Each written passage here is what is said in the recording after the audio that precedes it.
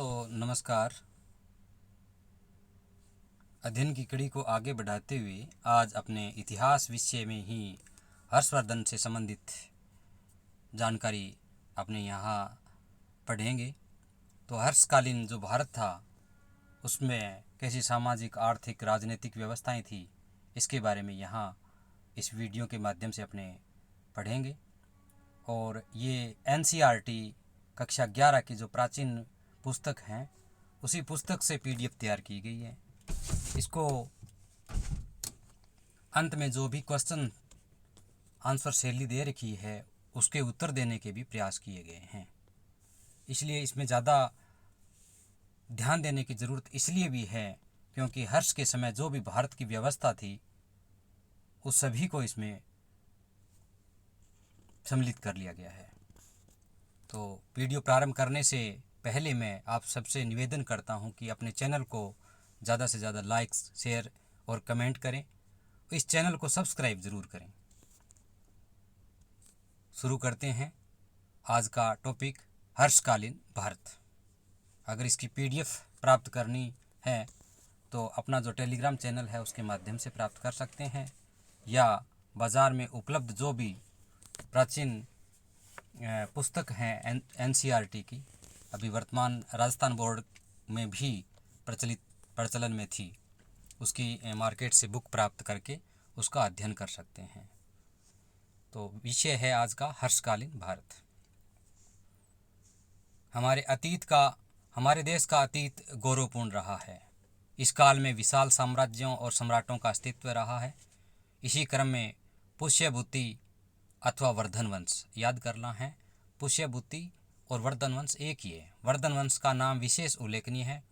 इस वंश के प्रमुख शासक थे नरवर्धन, राज्यवर्धन, आदित्यवर्धन, प्रभाकर वर्धन। प्रभाकर वर्धन के दो पुत्र थे, एक राज्यवर्धन द्वितीय और हर्षवर्धन। याद करना, जो हर्षवर्धन जिसके बारे में अपने यहाँ पढ़ेंगे उनके पिता का नाम था प्रभाकर वर्धन, जो कि पुष्यभूति वंश यानी प्रभाकर वंश जिसका दूसरा नाम था उसके पुत्र थे। इसका मतलब प्रभाकर वर्धन के दो पुत्र थे, एक तो राज्यवर्धन द्वितीय और दूसरा था हर्षवर्धन। और जो हर्षवर्धन है उसी के बारे में यहाँ इस वीडियो में अपने पढ़ेंगे।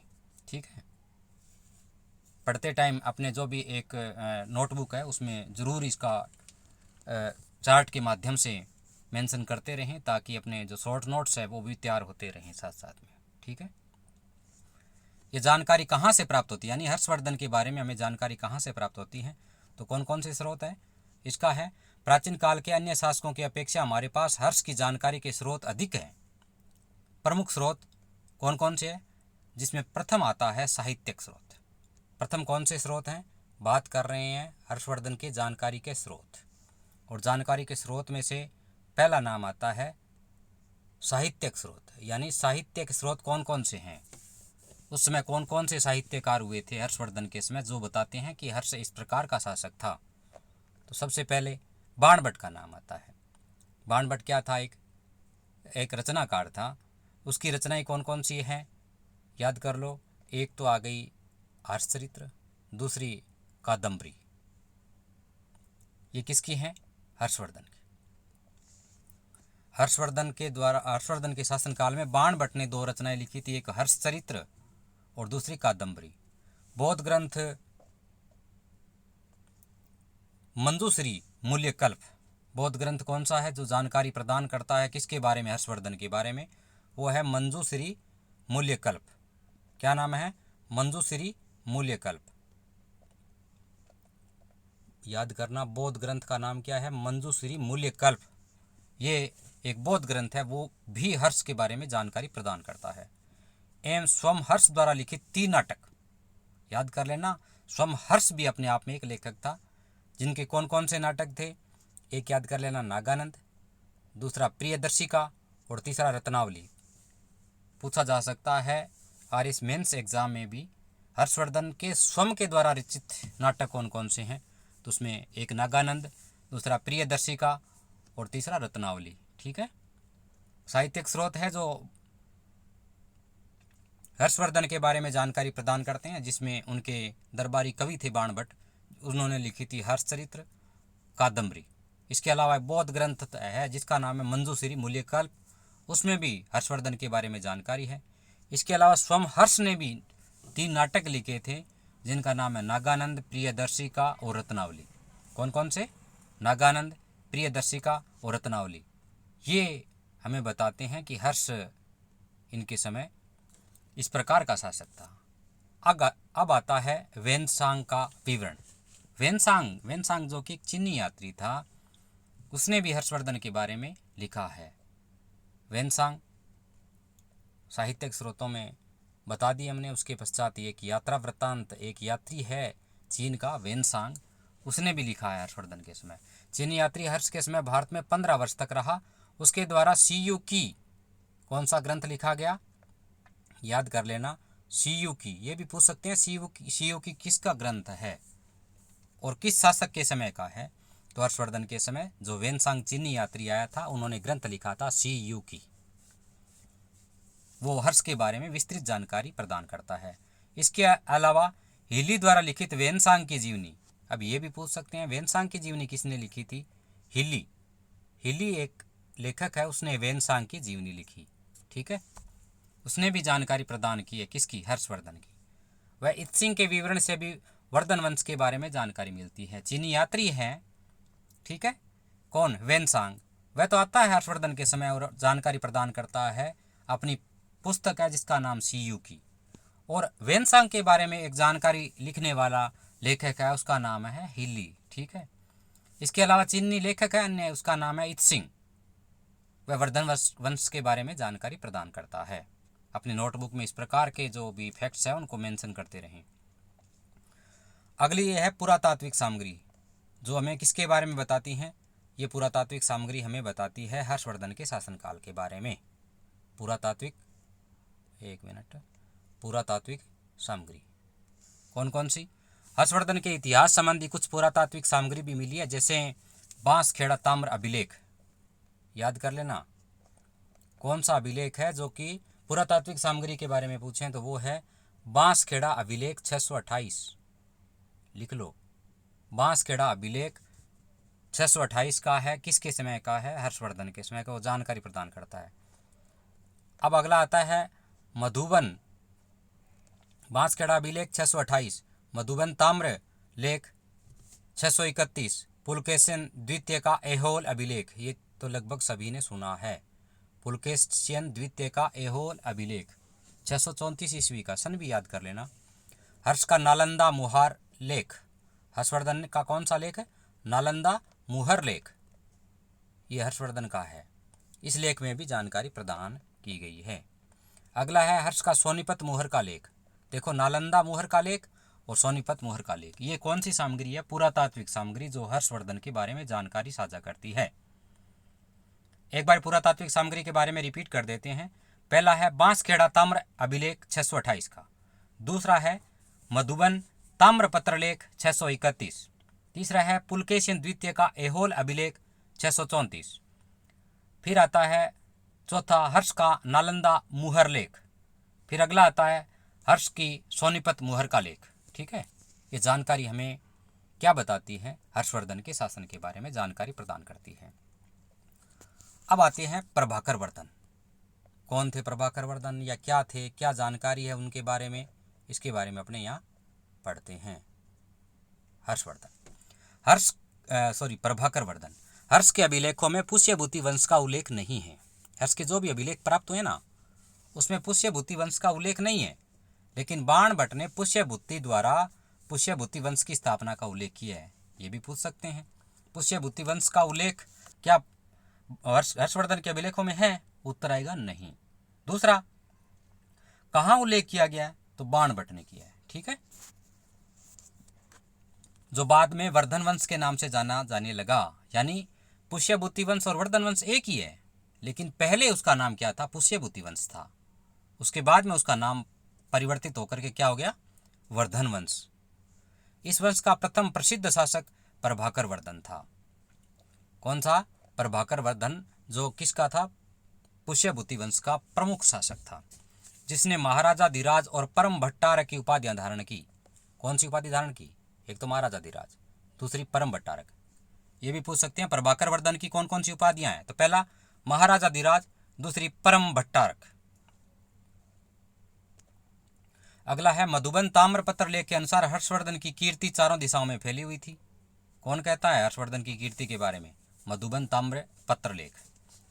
अगला, प्रभाकर ने अपनी पुत्री राज्यश्री का विवाह कन्नौज के, ये इतिहास का एक छोटा सा प्रकरण है, इसको जरूर याद कर लेना। प्रभाकर ने, ये प्रभाकर वर्धन की बात कर रहे हैं, अपनी पुत्री राज्यश्री का विवाह कन्नौज के मोखरी वंश के राजा ग्रहवर्मन से किया। क्या हुआ? प्रभाकर वर्धन ने अपनी पुत्री था, पुत्री का नाम भी पूछ सकते हैं, राज्यवर्धन की बहन थी जिसका नाम क्या था? राज्यश्री। उसका विवाह कन्नौज के मोखरी वंश के राजा ग्रहवर्मन से कर दिया।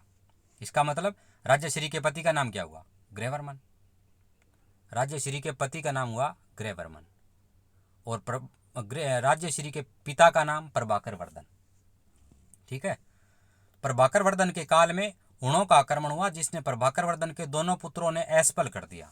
हुणों ने आक्रमण जरूर किया, लेकिन उनके दोनों पुत्र थे, दोनों ने इसको असफल कर दिया, जिससे प्रभाकर वर्धन के दोनों पुत्रों ने असफल कर दिया, हुणों को पराजित किया। इसी समय प्रभाकर वर्धन बीमार पड़ा और उनकी मृत्यु हो गई। क्या होता है? प्रभाकर वर्धन, दो पुत्र थे, एक पुत्री थी। उसी समय हुण आक्रमण करते हैं, लेकिन उनके दोनों जो पुत्र हैं, योग्य पुत्र, उन्होंने उस आक्रमण को असफल करते हुए हुणों को पराजित कर दिया, भगा दिया। लेकिन तत्पश्चात जो प्रभाकर वर्धन है खुद बीमार हो गए और बीमारी के कारण उनका देहांत हो गया। ये प्रभाकर वर्धन के बारे में छोटी सी जानकारी होती है। अब आता है राज्यवर्धन। राज्यवर्धन क्या चीज है भाई? कौन था राज्यवर्धन? प्रभाकर वर्धन की मृत्यु के बाद उसका बड़ा पुत्र राज्यवर्धन गद्दी पर बैठा। प्रभाकर वर्धन है, उसकी मृत्यु हो गई, अपनी पुत्री का विवाह भी कर चुके थे राज्यश्री का मोखरी राजा के साथ। उसकी मृत्यु हो गई तो उसका बड़ा पुत्र था राज्यवर्धन। किसका? प्रभाकर वर्धन का बड़ा पुत्र था राज्यवर्धन, वह गद्दी पर बैठा। इसमें बंगाल में गौड़ वंश के शशांक का शासक था। गौड़ वंशीय शासक कौन था? शशांक। शशांक मतलब ब्राह्मण शासक था। ब्राह्मण शासक था। कहाँ पे? बंगाल में। उसने अपनी शक्ति के विस्तार की दृष्टि से मालवा के शासक देवगुप्त से संधि कर ली। क्या उद्देश्य था शशांक का? शशांक का उद्देश्य साम्राज्य विस्तार था। इसलिए उसने क्या किया? मालवा के शासक थे देवगुप्त, उसके साथ संधि कर ली। कौन कर रहा है संधि? शशांक। कहाँ का शासक है? बंगाल का। कौन से वंश का? गौड़ वंश का, ब्राह्मण वंश भी कह सकते हैं। और कन्नौज पर आक्रमण कर दिया। देवगुप्त ने कन्नौज के शासक और राज्यवर्धन के बहनोई ग्रहवर्मन की हत्या कर दी। कन्नौज उस समय एक शक्तिशाली केंद्र था, राजनीतिक, आर्थिक, सामाजिक दृष्टि से संपन्न क्षेत्र था, इसलिए सभी जो आसपास के बड़े शासक है उस पर अधिकार करना चाहते थे। इसी उद्देश्य से शशांक ने भी मालवा शासक देवगुप्त के साथ संधि करके कन्नौज पर आक्रमण कर दिया। उस समय कन्नौज के शासक थे राज्यवर्धन के बहनोई ग्रहवर्मन, और ग्रहवर्मन की उन्होंने क्या कर दी? हत्या कर दी और राज्यश्री को कारागार में डाल दिया। कौन डाल रहा है? शशांक डाल रहा है।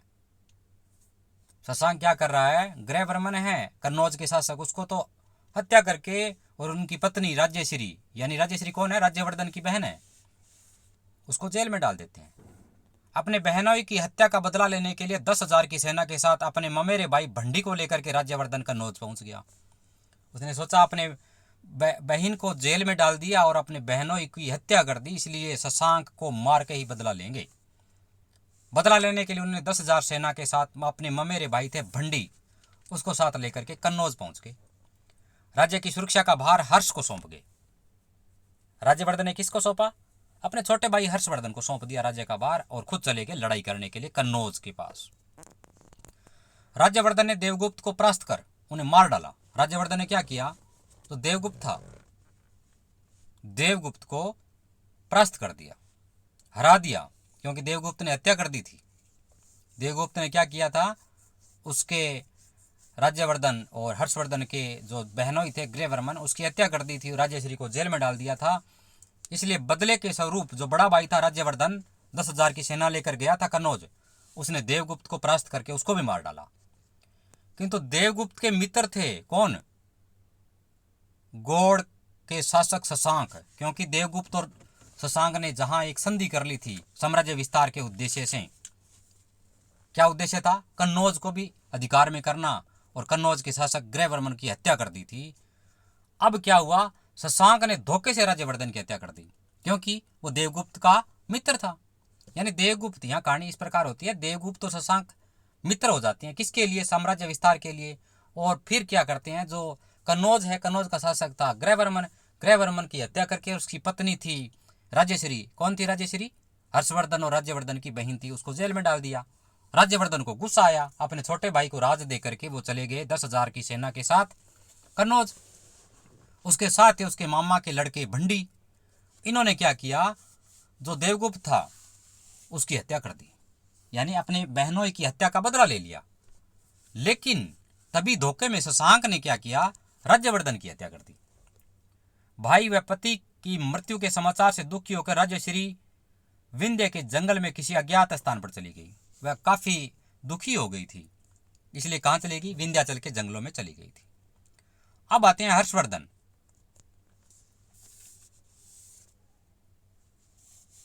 चीनी यात्री वेनसांग ने लिखा है कि जब भारत वर्ष आया तब हर्षवर्धन को शासन करते हुए 30 वर्ष हो चुके थे। यानी चीनी यात्री वेनसांग भारत में कब आए? जब हर्षवर्धन को 30 साल हो चुके थे शासन करते हुए। बड़े भाई की हत्या के पश्चात हर्षवर्धन शासक होते हैं और वो 30 वर्ष शासन कर चुके थे, तब वेनसांग भारत में आता है। इस आधार पर हर्ष का राज्यारोहण वर्ष 612 से 13 ईस्वी प्रतीत होता है। यानी ये जो स्रोत होते हैं, वेनसांग ने जो जानकारी प्रदान की है उसके आधार पर अनुमान करते हैं कि 612-13 ईस्वी में हर्षवर्धन ने शासन प्रारंभ किया होगा। लेकिन अधिकांश विद्वानों की मान्यता है कि हर्ष का राज्याभिषेक 16 वर्ष की आयु में 606 ईस्वी में हुआ था। यानी अलग अलग विद्वानों के अपने अपने तर्क हैं, लेकिन ज्यादातर सहमत है कि 606 ईस्वी में हर्षवर्धन का 16 वर्ष की आयु में राज्याभिषेक हुआ। चीनी यात्री ने संभवतः अपने आरंभिक 6 वर्ष के संघर्ष काल को उसके राज्यकाल में सम्मिलित नहीं किया। हर्ष प्रभाकर वर्धन और यशोमती का छोटा पुत्र था। हर्षवर्धन क्या था? प्रभाकर वर्धन उसके पिता थे और यशोमती उसकी माता थी। छोटा पुत्र था ना, क्योंकि बड़े की हत्या हो गई थी। हर्ष का जन्म 590 ईस्वी में हुआ। यह भी पूछ सकते हैं हर्षवर्धन का जन्म कब हुआ?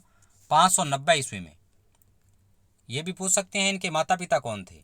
तो हर्षवर्धन की पिता का नाम था प्रभाकर वर्धन, माता का नाम था यशोमती, और 590 ईस्वी में इनका जन्म होता है। 16 वर्ष की आयु में 606 ईस्वी में क्या करते हैं, ये गद्दी पर बैठते हैं। ठीक है। उनकी सैनिक शिक्षा में विशेष रुचि थी और शस्त्र चलाने में दक्ष था। हर्षवर्धन के प्रारंभिक कार्य।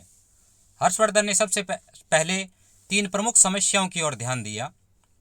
कौन कौन सी समस्याएं थी? हर्ष की बहन राज्यश्री व्यथित होकर विंध्या के जंगलों में चली गई थी। उसकी अपनी बहन को खोज करना हर्ष का प्रथम उद्देश्य था, क्योंकि अपने पति और भाई की हत्या से काफी दुखी हो गई थी हर्ष की बहन और विंध्याचल के जंगलों में चली गई थी। तब हर्ष की बहन थी राज्यश्री, उसको ढूंढने के लिए हर्ष ने क्या किया, पहला उद्देश्य बना लिया, अभी मैं उसके अपनी बहन को ढूंढ के निकालूंगा। दूसरा उद्देश्य क्या था? कन्नौज के उत्तराधिकारी के प्रश्न का हल एवं वहां की राज्य व्यवस्था देखना। कन्नौज का जो भी उत्तराधिकारी था उसके प्रश्न का हल करना और वहां की जो राज्य व्यवस्था थी उसको देखना, दूसरा उद्देश्य था।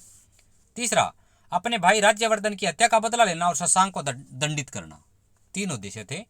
कुल मिला के ये था कि अपने जो विरोधी थे उनको हराते हुए अपनी शासन व्यवस्था को दुरुस्त करना इनका मुख्य उद्देश्य था। पहला, अपनी बहन जो विंध्या के जंगलों में चली गई थी उसको खोजना।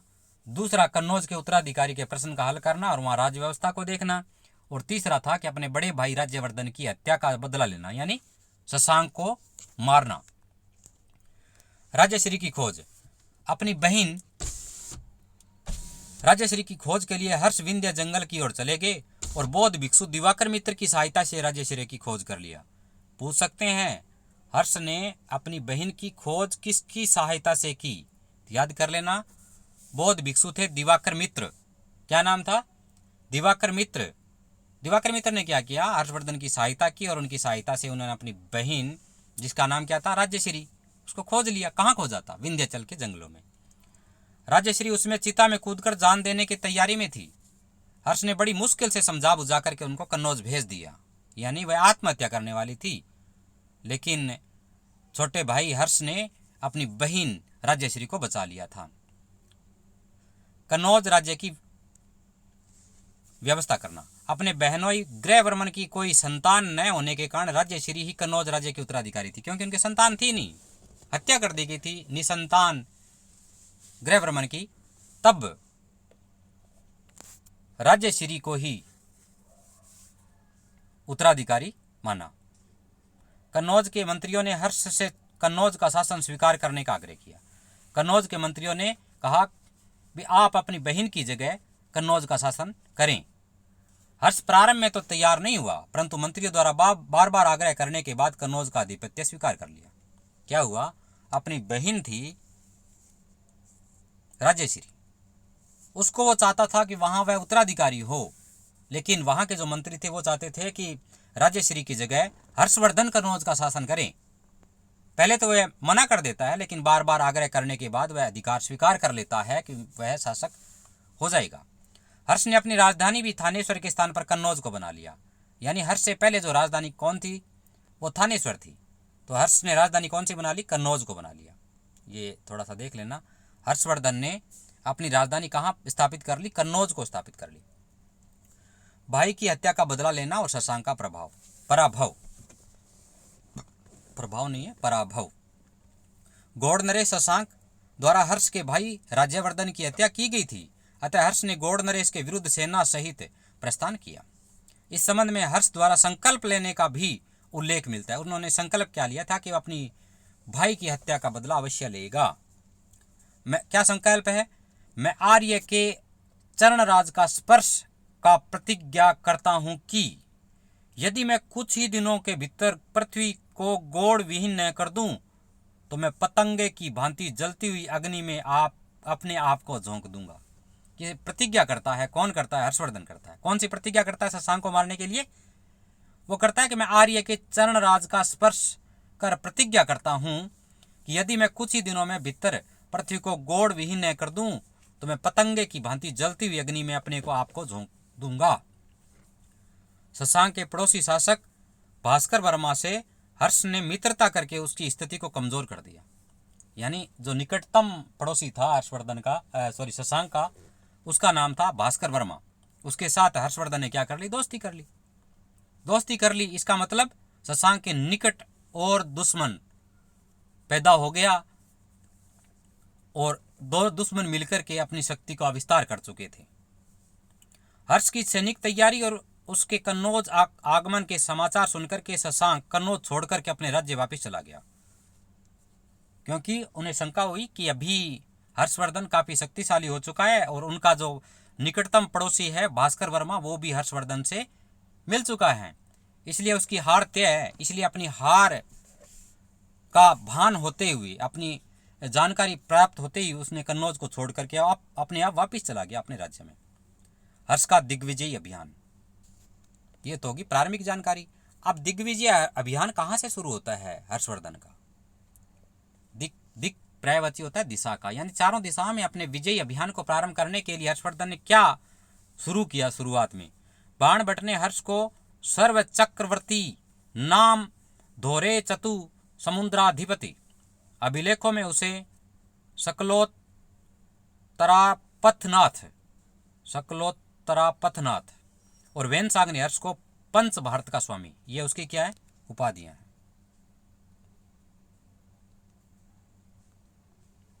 बाणभट्ट ने क्या कहा, सर्व चक्रवर्ती नाम धोरे चतु समुद्राधिपति, वापिस याद कर लेना, काफी लंबी चौड़ी इसकी उपाधि है। बाणभट्ट क्या कौन सी उपाधि प्रदान करते हैं, सर्व चक्रवर्ती नाम धोरे चतु समुद्राधिपति। अभिलेख उसे क्या कहते हैं, अभिलेख क्या कहते हैं, अभिलेख कहते हैं सकलोत्तरापथनाथ, सकल उत्तरापथनाथ, याद कर लेना क्या नाम है, सकल उत्तरापथनाथ कहते हैं। कौन कहते हैं सकल उत्तरापथनाथ, अभिलेख। और वेनसांग क्या कहते हैं, पंच भारत का स्वामी। वेनसांग ने कौन सी संज्ञा दी, पंच भारत का स्वामी, किसको, हर्षवर्धन को। इन उल्लेखों से स्पष्ट है कि हर्ष दिग्विजयी अभियान द्वारा भारत के विभिन्न प्रदेशों को एक केंद्रीय सत्ता के अधीन लाकर के भारत का पुनः राजनीतिक एकीकरण करना चाहता था। हर्ष चरित्र में उल्लेख है कि हर्ष की सेना प्रतिदिन 8 कोस की दूरी तय करती थी। यानी कहाँ उल्लेखित है? हर्षवर्धन। हर्षवर्धन के जो कवि थे, हर्ष चरित्र द्वाण भट्ट के द्वारा रचित है, उसमें लिखा है कि हर्ष की सेना प्रतिदिन 8 कोस की दूरी तय करती थी। इसका मतलब अपने साम्राज्य विस्तार कर रही थी। क्या कहा था बाण भट्ट ने हर्ष को? हर्ष ने कहा था सर्व चक्रवर्ती नाम धोरे चतु समुद्राधिपति, ये उसकी उपाधि थी। अभिलेख कहते हैं सकल उत्तरापतनाथ। वेनसांग क्या कहते हैं? पंच भारत का स्वामी। याद कर लेना हर्ष की उपाधियां कौन कौन सी है। और ये क्या कहते हैं? दिग्विजय अभियान के लिए चले थे। और ये हर्षवर्धन कहते हैं, हर्ष चरित्र कहती है कि हर्ष की सेना प्रतिदिन 8 कोस की दूरी तय करती थी। यानी जितने दूरी तय करती, इसका मतलब वहां पर अधिकार कर चुकी होती थी। पंच भारत विजय। वेनसांग ने अपनी यात्रा विवरण में हर्ष द्वारा पंच भारत पर विजय प्राप्त करने का उल्लेख किया है। 5 भारत कौन थे? इसमें 5 राज्य थे, पंजाब, कन्नौज, बंगाल, बिहार, उड़ीसा। ये भी पूछ सकते हैं पंच भारत विजय में पंच भारत है क्या चीज, बता सकते हैं। पंच भारत का मतलब क्या है? हर्षवर्धन के द्वारा वेनसांग लिखता है, वेनसांग का जो यात्रा विवरण है उसमें लिखता है कि हर्ष के द्वारा पंच भारत पर विजय प्राप्त करने का उल्लेख मिलता है। और पंच भारत में कौन 5 राज्य थे? पंजाब, कन्नौज, बंगाल, बिहार और उड़ीसा। ठीक है। हर्ष की वल्लभी विजय। हर्ष की वल्लभी विजय काफी महत्वपूर्ण विषय है, इसलिए काफी ध्यान से पढ़ना है। अपने नोट्स में जरूर इस प्रकार के जो टॉपिक्स हैं उनको मेंशन लगातार करते रहें, बुलेट नोट्स बनाएं। ठीक है। ध्रुवसेन द्वितीय हर्ष के समय वल्लभी यानी सौराष्ट्र का शासक था। कहाँ की? वर्तमान के बारे में लोकेशन याद करें तो गुजरात। गुजरात की जो अवस्था है वल्लभी वहाँ का क्षेत्र था, सौराष्ट्र जो वर्तमान में है। हर्ष की वल्लभी विजय, उस समय शासक था ध्रुवसेन द्वितीय। हर्ष के समय वल्लभी का शासक था। उसने पश्चिमी मालवा के क्षेत्र को अपने अधीन कर लिया था। वल्लभी के उत्तर में हर्ष, क्योंकि हर्षवर्धन के दक्षिण में चले गए थे। दक्षिण में पुलकेशिन द्वितीय का राज्य था। दक्षिण में किसके था? पुलकेशिन द्वितीय। किसके दक्षिण में? ध्रुवसेन द्वितीय के दक्षिण में। उत्तर में तो हर्षवर्धन आए गए उत्तर भारत में, और दक्षिण में कौन थे? पुलकेशिन द्वितीय थे। बीच में कौन आगे थे? ध्रुवसेन द्वितीय, जो कहाँ के शासक थे? वल्लभी के।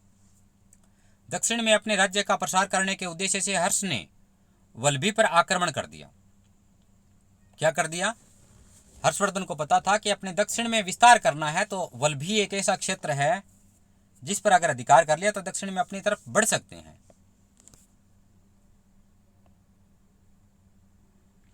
इसलिए हर्षवर्धन ने क्या किया? आक्रमण कर दिया वल्लभी पर। ध्रुवसेन द्वितीय भाग करके भड़ोच के शासक दत्त द्वितीय की शरण में चला गया। यानी क्या करते हैं? जो वल्लभी का राजा था, कौन? ध्रुवसेन द्वितीय, वह भाग गया हर्षवर्धन के आक्रमण के समय। हर्षवर्धन ने आक्रमण कर दिया, तो आक्रमण करते ही क्या किया? जो ध्रुवसेन द्वितीय था वह भाग करके दत्त द्वितीय नाम का जो शासक था उस समय भड़ोच का, उसकी शरण में चला गया। भड़ोच चला गया। कहाँ से? वल्लभी से कहाँ चला गया? भड़ोच। कौन चला गया? ध्रुवसेन द्वितीय। क्यों चला गया? क्योंकि हर्षवर्धन ने आक्रमण कर दिया था। ठीक है। बाद में हर्ष ने ध्रुवसेन से मित्रता करके, देखो पहले आक्रमण कर देता है, बाद में ध्रुवसेन से मित्रता करके अपने पुत्री का विवाह उसे कर दिया। पहले तो भगा देता लड़ाई करके, वो भाग करके दत्त जो द्वितीय शासक है भड़ोच का, उसके पास चले गया। लेकिन फिर क्या हुआ? साम्राज्य विस्तार करने के लिए एक नीति का उपयोग किया। किसने? हर्षवर्धन ने। और अपनी पुत्री का विवाह कर दिया था ध्रुवसेन से, और उस मित्रता कर ली और अपनी स्थिति को और अधिक सुदृढ़ कर लिया। यानी जो पहले शत्रु होता अब उसका मित्र हो गया था। कौन? ध्रुवसेन द्वितीय। अब आती है सिंध विजय। सिंध विजय कैसे? हर्ष चरित्र में यह जानकारी मिलती है कि हर्ष ने सिंध राज को युद्ध क्षेत्र में कुचलकर उसकी राजलक्ष्मी को छीन लिया। यानी युद्ध में पराजित कर दिया था हर्ष के शासक को, और उसकी जो राजलक्ष्मी थी यानी रानी थी उसको छीन लिया था।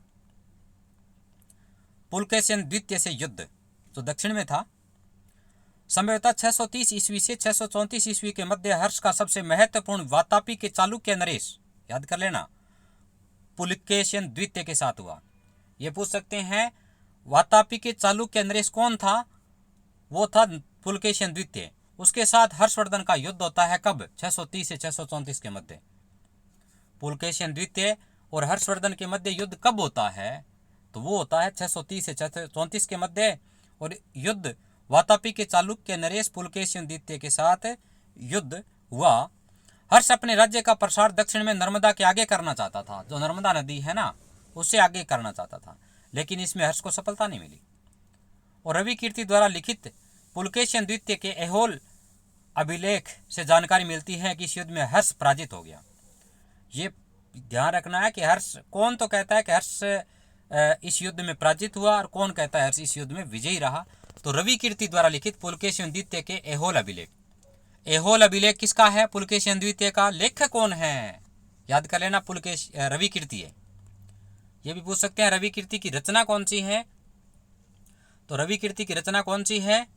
ऐहोल अभिलेख। किसके समय? पुलकेशिन द्वितीय के समय। लिखता कौन है? रवि कीर्ति। उसमें जानकारी मिलती है कि युद्ध में हर्ष पराजित हो गया। वेनसांग ने भी हर्ष को सफलता नहीं मिलने का उल्लेख किया। यानी दो स्रोत मिलते हैं, एक तो कौन? रवि कीर्ति, दूसरा वेनसांग। रवि कीर्ति क्या लिखते हैं? पुलकेशिन द्वितीय राजा थे, उनके समय थे ऐहोल अभिलेख। ऐहोल अभिलेख लिखते हैं और उसमें लिखते हैं कि उसमें हर्षवर्धन पराजित हो जाते हैं। इसी प्रकार जो वेनसांग है वो भी लिखते हैं कि इस युद्ध में हर्षवर्धन पराजित होते हैं। पुलकेशिन द्वितीय ने इस युद्ध के बाद परमेश्वर की उपाधि धारण की। यानी पुलकेशिन द्वितीय के साथ जो 630 से 634 ईस्वी में युद्ध होता है, उस युद्ध में एक तो रवि कीर्ति कहते हैं और एक वेनसांग कहते हैं कि हर्षवर्धन इसमें पराजित हो गया था, नर्मदा से आगे बढ़ने में असमर्थ था। तो रवि कीर्ति ने क्या किया? रवि कीर्ति ने ऐहोल अभिलेख लिखा और अपने शासक थे पुलकेशिन द्वितीय। वेनसांग जिसने सीयूकी लिखा, उसने भी कहा कि पुलकेशिन द्वितीय इस युद्ध में विजयी रहा, हर्षवर्धन पराजित हो गए। और बाद में पुलकेशिन द्वितीय ने एक उपाधि धारण की, उस उपाधि का नाम था परमेश्वर। यह भी पूछ सकते हैं पुलकेशिन द्वितीय ने परमेश्वर की उपाधि कब धारण की? हर्षवर्धन को पराजित करने के पश्चात धारण की थी, 630 से 634 ईस्वी के बीच जो युद्ध हुआ था। अगला है हर्ष का द्वितीय पूर्वी अभियान। अब पूर्वी अभियान दूसरा कौन सा है? पुलकेशिन से पराजित होने के बाद हर्ष को दक्षिण में नर्मदा नदी को अपने राज्य की सीमा बना लिया। उसने सोचा नर्मदा से आगे तो बढ़ नहीं सकते, इसलिए सीमा बना लिया था नर्मदा नदी को। संभवतः 637 ईस्वी में जब शशांक की मृत्यु हो गई थी, 637 में शशांक की मृत्यु हो गई, तो हर्ष ने पूर्वी क्षेत्रों की विजय हेतु पुनः एक सैनिक अभियान चला लिया। पहले भी सैनिक अभियान चलाया था। अब शशांक की मृत्यु के बाद में, पुलकेशिन द्वितीय से पराजय के बाद में, 637 में हर्षवर्धन शशांक की मृत्यु के बाद में इन्होंने पूर्वी क्षेत्र में एक बार पुनः सैनिक अभियान चला दिया। इस अभियान में उसने उड़ीसा, मगध और बंगाल पर अपना अधिकार कर लिया। उसने मगध राज की उपाधि धारण की। यानी पूर्व के क्षेत्रों को जीतने के लिए उन्होंने क्या किया? अपना अभियान शुरू किया। और पूर्वी क्षेत्रों को जीतते ही इन्होंने अपने क्या किया? एक उपाधि धारण की जिसका नाम था मगध राज। मगध राज की उपाधि किसने धारण की? हर्षवर्धन ने। कब? 637 ईस्वी में पूर्वी क्षेत्रों को विजयी श्री प्राप्त करने के पश्चात। ठीक है। वेनसांग और हर्ष चरित्र के उल्लेख के आधार पर विद्वानों की मान्यता है कि हर्षवर्धन ने कश्मीर व नेपाल पर भी अधिकार कर लिया। यानी काफी अधिक साम्राज्य विस्तार किया था। हर्ष का साम्राज्य उत्तर में हिमालय से दक्षिण में विंध्य पर्वत तक। पूछ सकते हैं उनका साम्राज्य विस्तार कहां से कहां तक था? तो उत्तर में हिमालय से लेकर के दक्षिण में विंध्य पर्वत तक।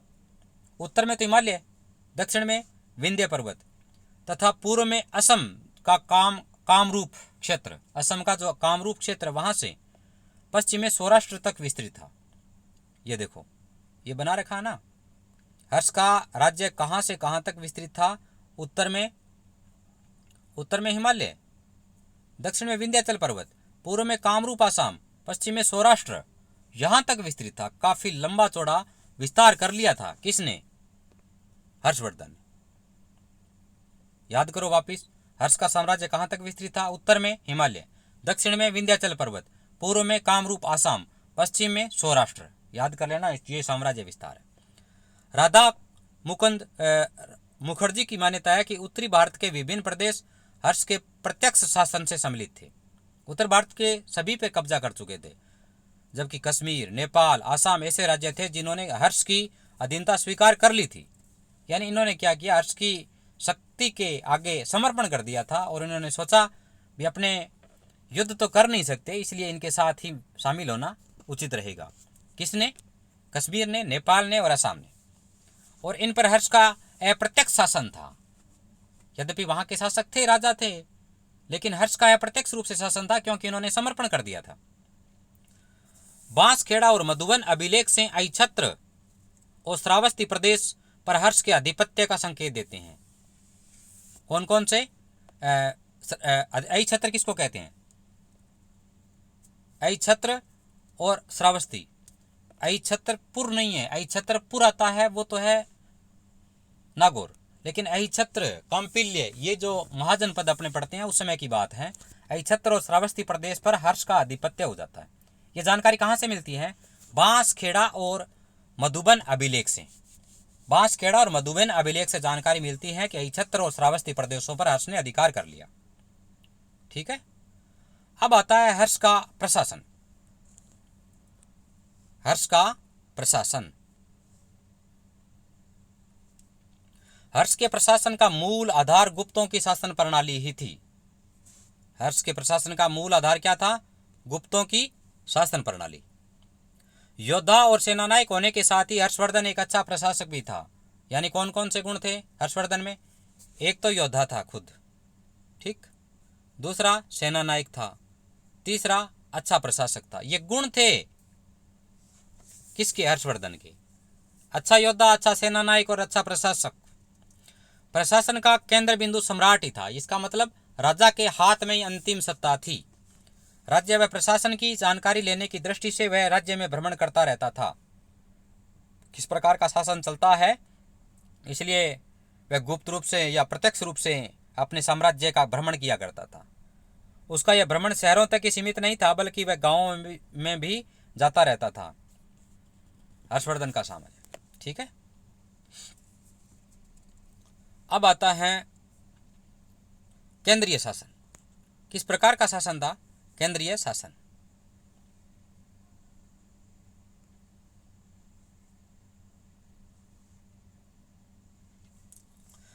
शासन की सर्वोच्च सत्ता सम्राट में निहित थी। प्रशासन का स्वरूप राजतंत्रात्मक था। किस प्रकार का था? राजतंत्रात्मक था, ठीक है। वह कार्यपालिका का अध्यक्ष, सर्वोच्च सेनापति और मुख्य न्यायाधीश होता था एज ए राष्ट्रपति। हर्ष ने चक्रवर्ती, महाराजाधिराज, परम बटारक, एकाधिराज आदि उपाधियां धारण की थी। पूछ सकते हैं हर्षवर्धन की कौन कौन सी उपाधियां हैं, तो याद कर लेना, चक्रवर्ती, महाराजाधिराज, परम बटारक, एकाधिराज आदि उपाधियां, ठीक है। अलग अलग शासकों की कुछ उपाधियां कॉमन भी हो सकती हैं, लेकिन याद कर लेना हर्षवर्धन ने कौन कौन सी उपाधियां धारण की थी? चक्रवर्ती, महाराजाधिराज, परम बटारक और एकाधिराज, ठीक है। इसके अलावा अन्य जो उपाधियां हैं वो भी याद कर लेना और अपने नोट्स में मेंशन जरूर कर लेना। मंत्रिपरिषद, इस प्रकार की मंत्रिपरिषद थी उनकी। शासन संचालन में सहयोग हेतु मंत्रिपरिषद होती थी, क्योंकि सम्राट था, सम्राट अकेला तो शासन कर नहीं सकता था, इसलिए शासन संचालन के लिए उन्होंने मंत्रिपरिषद बना रखी थी। और मंत्रिपरिषद में कौन कौन थे वो अपने पढ़ते हैं। कौन कौन से मंत्री थे? मंत्री को सचिव या अमात्य कहा जाता था। मंत्री को क्या कहते थे? सचिव कहते थे या अमात्य। भांडी हर्ष का प्रधान अमात्य था। प्रधान अमात्य मतलब प्रधानमंत्री कह सकते हैं। हेड मंत्री था, हेड मिनिस्टर था, वो था भांडी। अवंती संधि विग्रहक, स्कंदगुप्त गज सेना का प्रधान और कुंतल अश्वारोही सेना का प्रधान था। ये पूछ सकते हैं हर्ष का मंत्रिमंडल में कौन कौन शामिल थे, काफी इंपॉर्टेंट है। बंडी था, हर्ष का प्रधान अमात्य था। ये भी पूछ सकते हैं हर्ष का प्रधान मंत्री कौन था? भंडी, ठीक है। दूसरा अवंती कौन था? संधि विग्रहक था। ये दूसरे देशों के साथ संधि करने वाला मंत्री था, उसका नाम था अवंती। अवंती राजा ने क्या किया? संधि विग्रहक। स्कंदगुप्त था, उसने गज सेना का हेड माना जाता। गज कहते हैं हाथी सेना का मुखिया कौन था? स्कंदगुप्त। कुंतल अश्वसेना का प्रमुख था। याद कर लेना, तीनों के चारों जो भी नाम हैं वो जरूर आ सकते हैं। भंडी क्या था? प्रधान सेनापति था। प्रधान अमात्य प्रधानमंत्री था। अवंती था संधि विग्रहक। स्कंदगुप्त था हाथी यानी गज सेना का प्रधान। कुंतल कौन था? अश्व यानी घोड़ा सेना का प्रधान था। हर्ष के प्रमुख मंत्री और पदाधिकारी निम्नलिखित थे। कौन कौन से मंत्री थे हर्ष के? पुरोहित, प्रधान, अमात्य, संधि विग्रहक, युद्ध और शांति सचिव। ठीक है। एक्सपटलाधिकृत यानी सरकारी अभिलेख का प्रभारी। एक्सपटलाधिकृत क्या काम था? सरकारी अभिलेख, सरकारी जो रिकॉर्ड था उसका हेड। महाबलाधिकृत कौन था? सेनापति। मीमांसक कौन था? जज यानी न्यायाधीश। महाप्रतिहार कौन था? महल का रक्षक, महाप्रतिहार। याद कर लेना। भौगिक उपज का राजकीय भाग वसूल करने वाला यानी कर वसूल करने वाला कौन था? भौगिक। कारणिक जो बाबू था, एक क्लर्क। लेखक होता था, सेवक। ये क्या थे? सारे सारे ये मंत्री थे, उनके पदाधिकारी थे। वेनसांग के विवरण के अनुसार मंत्रियों व केंद्रीय कर्मचारियों का वेतन के रूप में भूमि का खंड दिया जाता था। यानी नगद न होकर के क्या दिया जाता था? भूमि का खंड दिया जाता था। इतनी भूमि आपको प्रदान की जा रही है। ये कौन सा मंत्रिमंडल है? ये केंद्रीय। जिस प्रकार यहां लिख रखा है मैंने, प्रधान अमात्य क्या कहलाता था? कौन था? भंडी। संधि विग्रह कौन था? अवंती। गज सेना का स्कंदगुप्त, अश्वसेना का कुंतल। ये भी लिख सकते हैं। इस प्रकार अपने नोट्स में जरूर बनाएं, केवल पीडीएफ के भरोसे न रहें। ठीक है ना? अपने स्तर पर बनाएं ताकि अंतिम समय तक जब एग्जाम हो तो उसमें रिपीट आसानी से करने में किसी प्रकार की कोई दिक्कत ना हो। एक बार रिपीट कर देते हैं। प्रधान अमात्य था भंडी, संधि विग्रह था अवंती, गज सेना का प्रमुख था स्कंदगुप्त, अश्वसेना का प्रमुख था कुंतल। ठीक है। इसी प्रकार साम्राज्य के विस्तार के बारे में हमने पढ़ा है। भुक्ति यानी प्रदेश, उपरिक महाराज या गोप्ता उसका हेड हुआ करता था। विषय उसका हेड विषयपति, गांव का ग्रामिक। अब आता है प्रांतीय शासन। प्रांतीय शासन किस प्रकार का था? हर्षवर्धन का विशाल साम्राज्य अनेक प्रांतों में विभाजित था, जिसमें भुक्ति या प्रदेश कहा जाता था। यानी सबसे बड़ा जो राज्य था, देश था, वो किस में बटा हुआ था? प्रांतों में। और प्रांतों को क्या कहते थे? उसमें प्रांत न कह करके क्या कहते थे? भुक्ति कहते थे, प्रदेश कहते थे। ठीक है। भुक्ति के शासक को उपरिक महाराज, गोप्ता या राष्ट्रप्रिय कहा जाता था। अहिछत्र, श्रावस्ती, कौशाम्बी, पुंडुवर्धन हर्ष के समय के प्रमुख प्रांत थे। प्रांत कई विषयों यानी जिलों में बंटे हुए थे। प्रांत किस में बंटे हुए थे? जिलों में बंटे हुए थे। और जिनका मुखिया क्या कहलाता था? विषयपति। इनकी नियुक्ति उपरिक महाराज द्वारा की जाती थी। उपरिक महाराज क्या करते थे? इनकी नियुक्ति करते थे। दंडिक, चौराधरणिक व दंडपाशिक आदि कर्मचारी विषयपति की सहायता के लिए होते थे। ठीक है। ग्राम शासन। शासन की सबसे छोटी इकाई ग्राम हुआ करती थी। ग्राम शासन का प्रमुख ग्रामिक कहलाता था। यानी गांव का मुखिया क्या कहलाता था? ग्रामिक। गांव का मुखिया क्या कहलाता था? ग्रामिक कहलाता था। याद कर लेना। जो गैर सरकारी स्थानीय लोगों के सहयोग से ग्राम का शासन चलाता था, उसकी सहायता के लिए कर्णिक होते थे। ये पूछ सकते हैं, कर्णिक कौन थे? ग्रामिक की सहायता के लिए, यानी जो ग्रामिक था, गांव का हेड, वह अपना शासन किसके माध्यम से चलाता था? तो कुछ लोग होते थे, उनको कहते थे कर्णिक। ग्राम शासन सुसंगठित और स्वशासित था। ये तो हो गया शासन गांव का। अब आता है सैनिक संगठन। सैनिक संगठन किस प्रकार का था हर्षवर्धन का?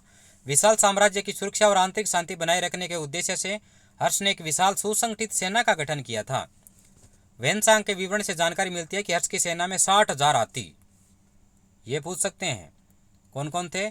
60,000 तो थे हाथी। कितने थे हाथी? 60,000।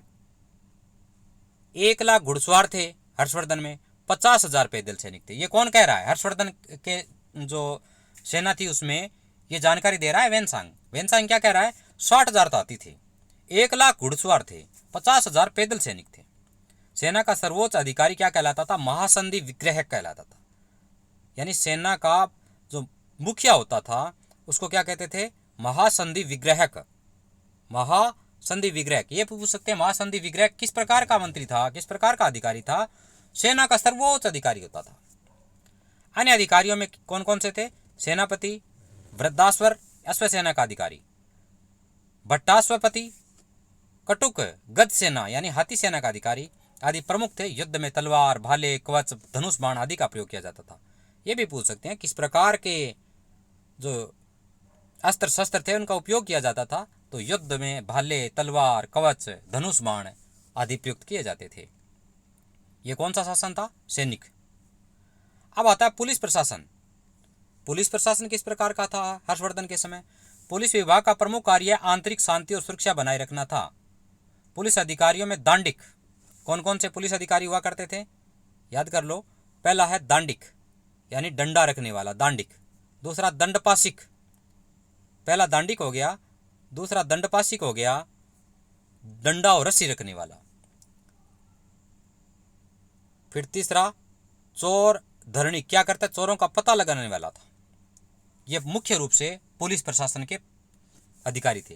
कौन कौन से? दांडिक, डंडा रखने वाला, दंडपाशिक, डंडा और रस्सी रखने वाला, चोरों धरणिक, चोरों का पता लगाने वाला। ये किस प्रकार का विभाग था? पुलिस प्रशासन का। ठीक है। छिपकर अपराधियों का पता लगाने के लिए गुप्तचर भी थे। पर पुलिस प्रशासन में छिपकर के अपराधियों का पता लगाने वाले थे, उनको गुप्तचर व्यवस्था थी। ये हर्ष के सिग्नेचर हैं, ये भी पूछ सकते हैं। हर्ष के सिग्नेचर एक अलग से दे रखे हैं, हर्षवर्धन के सिग्नेचर। ठीक है। अब है न्याय व्यवस्था। न्याय व्यवस्था किस प्रकार की थी हर्षवर्धन के समय? क्या हर्ष के समय न्याय की व्यवस्था उचित नहीं थी या उचित थी? उसके बारे में यहाँ पढ़ेंगे। न्याय व्यवस्था, विभिन्न प्रकार के अपराधियों के लिए कठोर दंड की व्यवस्था थी।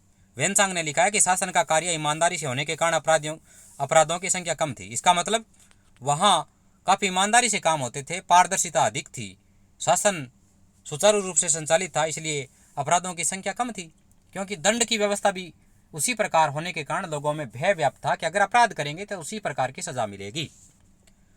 राज्य के विरुद्ध षड्यंत्र के लिए आजीवन कैद तथा सामाजिक अपराधों के लिए अंग भंग और देश निकाला आर्थिक दंड की सजा दी जाती थी। कितनी खतरनाक सजाएं होती थी। इसलिए सभी को लगता था कि किसी भी प्रकार का अपराध कर दिया तो अगर पकड़े जाएंगे तो काफ़ी कठोर सजा का सामना करना पड़ेगा। इसलिए अपराध ऑटोमेटिक ही कम हो गए थे। बड़े फौजदारी अपराधों का पता लगाने के लिए अग्नि, जल, तराजू, विष द्वारा परीक्षा का भी प्रचलन था। किस प्रकार का था? बड़े फौजदारी अपराध जो क्रिमिनल, बहुत ही क्रिमिनल थे, अपराध थे, उनके बारे में पता लगाने के लिए अग्नि, जल, तराजू और विष द्वारा परीक्षा का भी प्रचलन था। इनसे इनके क्या टेस्ट लिया जाता था। आय व्यवस्था यानी इनकम सिस्टम क्या था, इनका आमदनी का सोर्स क्या था? राज्य की आय का मुख्य स्रोत भूमि कर था। क्या था? भूमि कर, जो जमीन का कर था वो मुख्य रूप से आय का सोर्स था। हर्ष के समय जनता पर करों का भार बहुत कम था, यानी कम था उस समय। 3 प्रकार के करों का उल्लेख मिलता है। भूमि कर, कौन से कर थे? 3 प्रकार के कर हैं, जिसमें एक दे रखा है भूमि कर, जिसे भाग कहा जाता था। यानी जो भूमि पर कर लगाया जाता था उसका नाम क्या था? भाग। जो उपज का कितना था? 1/6 लिया जाता था। ये भी पूछ सकते हैं भाग क्या है? भाग मतलब भूमि पर जो कर लगाया जाता था हर्षवर्धन के समय, वो क्या कहलाता था? उसे क्या कहते थे? भूमि कर भाग कहा जाता था। उसे क्या कहते थे? भाग। पूछ सकते हैं भाग का मतलब क्या है? भूमि कर को भाग कहते थे और भाग कितना लिया जाता था? 1/6 लिया जाता था। ठीक है। अब आता है हिरण्य कर। सामान्यतः व्यापारियों से नगद लिया जाता था। हिरण्य सोने को कहते हैं हिरण्य, लेकिन जो हिरण्य कर नाम से टैक्स लिया जाता था वो किसे लिया जाता था? व्यापारियों से। व्यापारियों से लिया जाने वाला टैक्स कौन सा था? हिरण्य कर। बलि कर, ये हिरण्य कर याद कर लेना, नाम है, याद करना। हिरण्य कर किसे लिया जाता था? व्यापारियों से। बलि कर क्या था?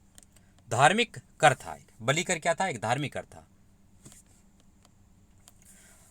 राज्य व्यय के उस समय 4 प्रमुख मद थे। व्यय मतलब आय के अलग थे, व्यय के। प्रथम मद राजा के खर्च के लिए। पहला क्या था? राजा के लिए खर्च। दूसरा द्वितीय मद विद्वानों के लिए। तीसरा मद सार्वजनिक अधिकारियों के लिए और चौथा मद धार्मिक कार्यों और दान पुण्य के लिए। यानी आय के स्रोत बताई दिए, भूमिकर था। और जो व्यय कहाँ किए जाते थे, सबसे पहले राजा पे खर्च, दूसरा विद्वानों पे खर्च, तीसरा तो सार्वजनिक अधिकारी थे यानी सरकारी कर्मचारी अधिकारी थे उन पे खर्च, और चौथा धार्मिक कार्य और दान पुण्य। ठीक है। हर्ष के जन हितकारी कार्य यानी लोक कल्याणकारी कार्य कौन कौन से थे हर्षवर्धन के? क्या लोक कल्याणकारी व्यवस्था थी? ठीक है। हर्ष प्रजा हित के लिए सदैव प्रयत्नशील रहता था। उसने अनेक धार्मिक संस्थाओं का निर्माण कराया, अनेक मंदिर, चैत्य, विहार, स्तूप बनाए। यानी मंदिर, चैत्य, विहार, स्तूप बनाए। यात्रियों की सुविधा के लिए सड़कें, धर्मशालाएं बनवाई। नालंदा विश्वविद्यालय एवं विभिन्न विहारों को नियमित दान देता था। हर 5वें वर्ष वह प्रयाग में एक उत्सव आयोजित करता था जिसमें दान पुण्य अन्य परोपकारी कार्यों में बड़ी राशि खर्च होती थी। ये चीज है। हर 5वें साल में इलाहाबाद में क्या करता था? एक आयोजन करता था। ये भी पूछ सकते हैं हर्षवर्धन कब करता था आयोजन? हर 5वें साल में प्रयाग में आयोजन करता था जिसमें अनेक गरीब लोगों को दान पुण्य देता था। ठीक है। ये मैंने कर बता दिए हैं। आय किससे किससे मिलती थी? एक तो भूमिकर था। आय क्या था? भूमिकर जो 1/6। दूसरा हिरण्यकर जो व्यापारियों से लिया जाता था। बलिकर एक धार्मिक कर था। तो आय के कौन कौन से सोर्स हो गए? पहला भूमिकर 1/6, हिरण्यकर व्यापारियों से लिया जाता था, बलिकर जो कि धार्मिक कर था। ठीक है। अब व्यय कहाँ किया जाता था? ये भी 4 सोर्स हैं। पहला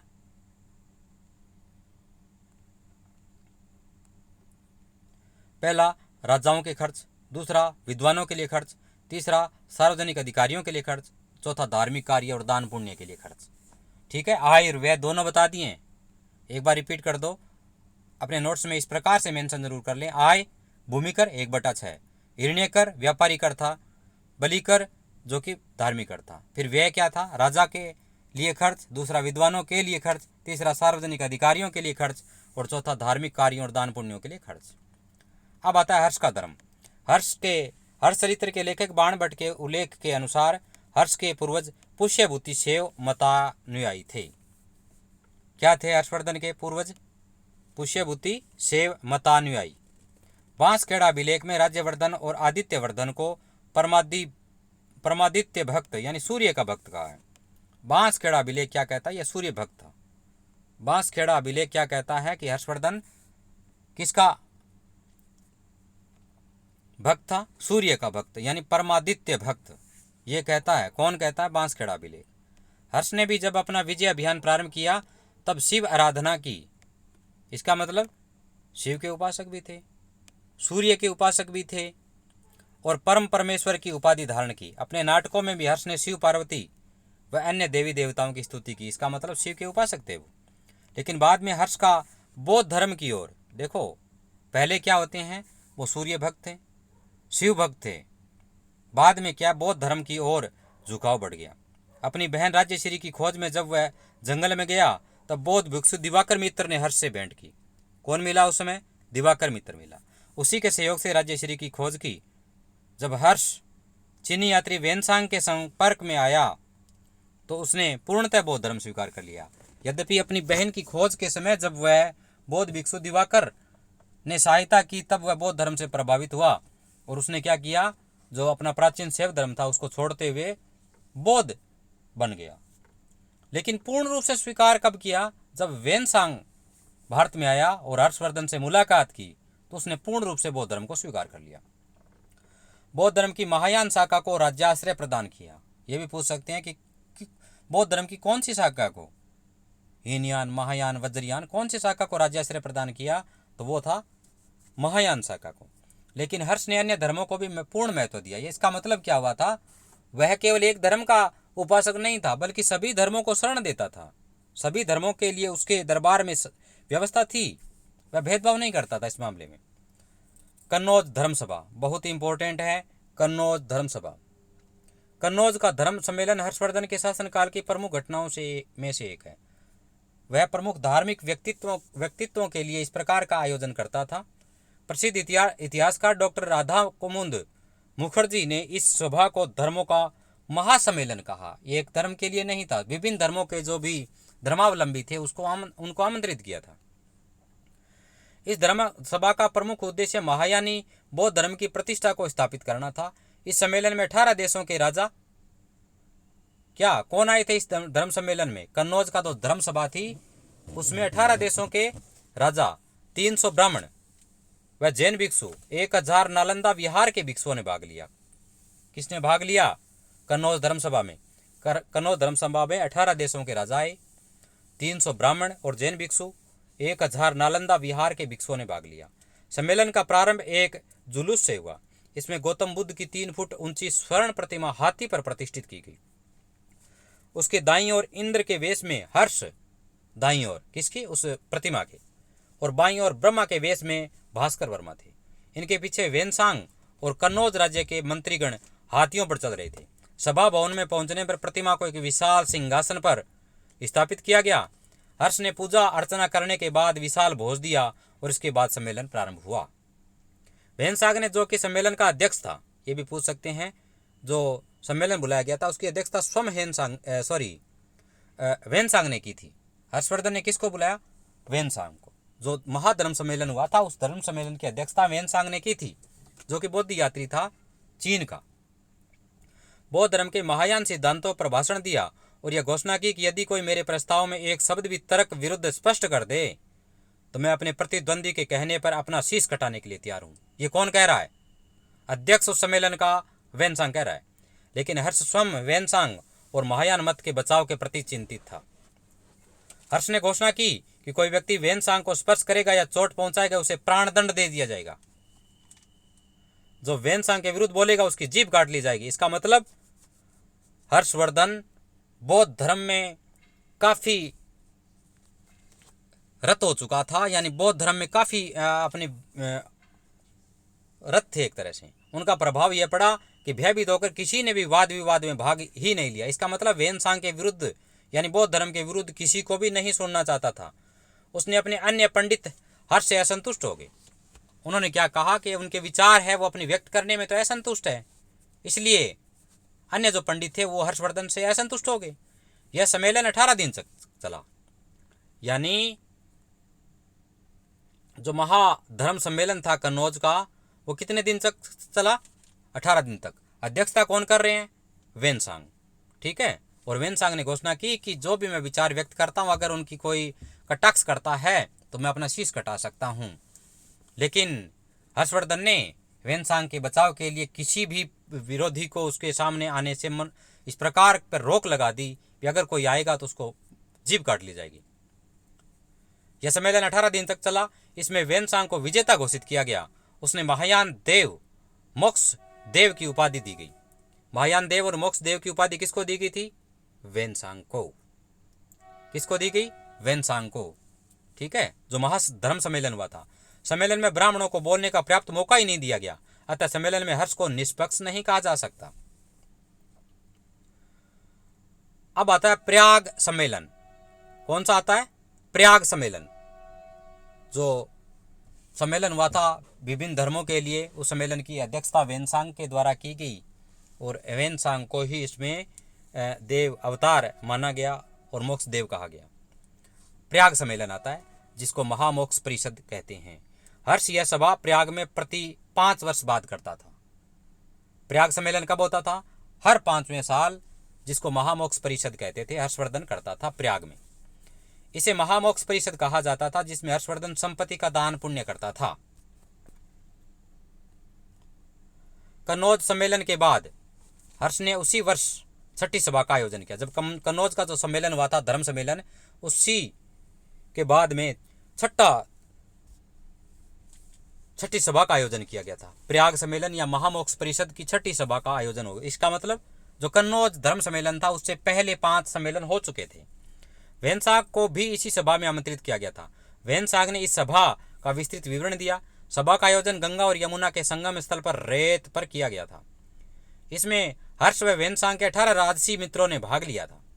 विशाल मैदान में अनेक घास फूस के झोंपड़े बने हुए थे, जिसमें दान देने के लिए हीरे, मणियां, चांदी आदि रखे हुए थे। वेनसांग के विवरण के अनुसार इन सभा में 5 लाख ब्राह्मण, भिक्षु, दीन और अनाथ एकत्रित हुए थे। यह सभा लगातार 75 दिन तक चलती रही। ठीक है, यानी महामोक्ष परिषद जो कि हर 5वें साल प्रयाग में आयोजित होती थी, वह छठी सभा 75 दिनों तक चलती रही। हर्ष ने सभा के पहले दिन बुद्ध की प्रतिमा, दूसरे व तीसरे दिन सूर्य व शिव की पूजा की और दान दिए। चौथे दिन 10,000 बौद्ध भिक्षुओं प्रत्येक को 100 मुद्राएं जो स्वर्ण की थी, एक मुक्ता और भोजन वस्त्र आदि दिए। इसके उपरांत 20 दिन तक ब्राह्मणों को, 10 दिन अन्य को, 10 दिन बिना बुलाए लोगों को दान दिए। दान कार्य में हर्ष ने अपना संपूर्ण राजकोष खाली कर दिया और हर्ष ने अपनी बहन राजश्री से पुराने वस्त्र मांग करके पहन लिए। इसका मतलब उसने अपना जो भी धन था वो गरीबों में, ब्राह्मणों में और जो भी आए थे उन सभी को बांट दिया था। दानशीलता और जन कल्याण में हर्ष जैसा शासक विश्व में कहीं नहीं हुआ। प्राचीन भारतीय इतिहास में हर्ष ने अपने आप को एक प्रजापालक चक्रवर्ती सम्राट के रूप में स्थापित किया। डॉक्टर RS त्रिपाठी ने लिखा है कि व्यक्तिगत दानशीलता और उदारता में हर्ष ने संपूर्ण संसार में एक अनूठा कीर्तिमान स्थापित किया। अब क्या करते हैं, हर्ष के बारे में अपने पढ़ा है कि हर्ष का मूल्यांकन किस प्रकार करें, किस प्रकार का शासन था। गुप्तों के बाद भारत में राजनीतिक एकता छिन्न भिन्न होने लगी थी। यानी गुप्त जब जा चुके थे उसके बाद में भारत में जो एकता थी यानी केंद्रीय सत्ता थी वो समाप्त होने लगी थी। हर्षवर्धन एक ऐसा सम्राट था जिसने राजनीतिक एकता को पुनः स्थापित करने की जिम्मेदारी उठाई थी। उसमें उसे काफी सफलता भी मिली। अनेक कठिनाइयों के होते हुए भी हर्ष ने न केवल अपने पैतृक राज्य की रक्षा की बल्कि उसे एक विशाल साम्राज्य में बदल दिया। हर्ष एक महान कूटनीतिज्ञ था। ये भी पूछ सकते हैं, हर्ष का विवरण देना है, संक्षिप्त विवरण भी। हर्ष किस प्रकार का शासक था? वह कूटनीतिज्ञ था। उसने भास्कर वर्मा से मित्रता करके शशांक के विरुद्ध अपनी स्थिति मजबूत की। अभी आपने पढ़ा था। ध्रुवसेन द्वितीय के साथ मित्रता करके उसने पुलकेशिन द्वितीय के विरुद्ध अपनी स्थिति सुदृढ़ कर ली। चीन के शासक के पास अपनी राजदूत भेजकर और वहां के राजदूत को अपने यहां रख करके चीन के साथ कूटनीतिक संबंध भी स्थापित कर लिए। हर्ष स्वयं विद्या प्रेमी, साहित्यकार और विद्वान था। उसने स्वयं ने भी 3 नाटक लिखे। इसका मतलब वह स्वयं भी लेखक था, अपने दरबारी कवि भी रखता था। बाणभट्ट, दंडी और मयूर जैसे विद्वानों को संरक्षण भी प्रदान किया। उसने बौद्ध विद्वान जयसेन को 80 गांव दान दिए थे। दानशीलता में वह अद्वितीय था। इसका मतलब उसके समान कोई दानी उस तात्कालिक परिस्थिति में नहीं था। कुछ विद्वानों ने हर्ष को भारत का अंतिम हिंदू साम्राज्य निर्माता कहा है। कुछ शासकों ने कहा, सभी ने नहीं। कुछ ने क्या कहा है? अंतिम हिंदू साम्राज्य निर्माता। लेकिन यह कथन सत्य नहीं है, क्योंकि हर्ष के बाद भी अगले 500 वर्षों में उत्तर भारत में कई साम्राज्यों का उत्थान हुआ, पतन हुआ, जो हर्ष के साम्राज्य से कम नहीं थे। प्रतिहारों का साम्राज्य हर्ष के विशाल साम्राज्य से भी बड़ा था। लेकिन इसमें कोई संदेह नहीं कि हर्ष सांस्कृतिक अभिरुचि वाला उदार सम्राट था। अब आता है हर्ष के समय का भारत किस प्रकार का था। नालंदा विश्वविद्यालय। प्राचीन भारत में कई विश्वविद्यालय शिक्षा के विश्व केंद्र बन गए थे। हर्ष के समय नालंदा विश्वविद्यालय अपनी विकास की चरम सीमा पर था। पटना से 80 किलोमीटर दूर, जो बिहार की राजधानी है, पाटलिपुत्र हुआ करती थी उस समय, वहां से 80 किलोमीटर दूर और राजगीर से 7 मील की दूरी पर जहां आज बड़ा गांव है, नालंदा विश्वविद्यालय वहीं स्थित था। यानी आज जो बड़ा गांव नाम से क्षेत्र है वहां नालंदा विश्वविद्यालय था। यहां पर मौर्य सम्राट अशोक ने बौद्ध विहार का निर्माण करवाया। बाद में यहां कई बौद्ध विहार बन गए। कुमारगुप्त प्रथम ने यहां बौद्ध विहार बनवाया। ठीक है, यही इस विश्वविद्यालय के आधार बने थे। ठीक है, तो आज हमने हर्षवर्धन के बारे में जो जानकारी प्राप्त की है वो आपके समक्ष हमने प्रस्तुत की है। इस वीडियो में जो भी नए जो डाटा है उनको अपने बुलेट नोट्स में ज़रूर मेंशन करते रहें, क्योंकि अंतिम समय में पढ़ने में बुलेट नोट्स का ही सहारा लिया जाना चाहिए। यद्यपि ये वीडियो आज पूरा करना था लेकिन काफ़ी अधिक समय हो गया है, इसलिए इसको दूसरे जो भाग हैं हर्षकालीन भारत, उसको दूसरे भाग में पूरा करने का प्रयास करेंगे। अभी एक आपसे रिक्वेस्ट रहेगी कि इस वीडियो को ज़्यादा से ज़्यादा शेयर करें, लाइक करें और अपने इस चैनल को ज़रूर सब्सक्राइब करें। Thank you.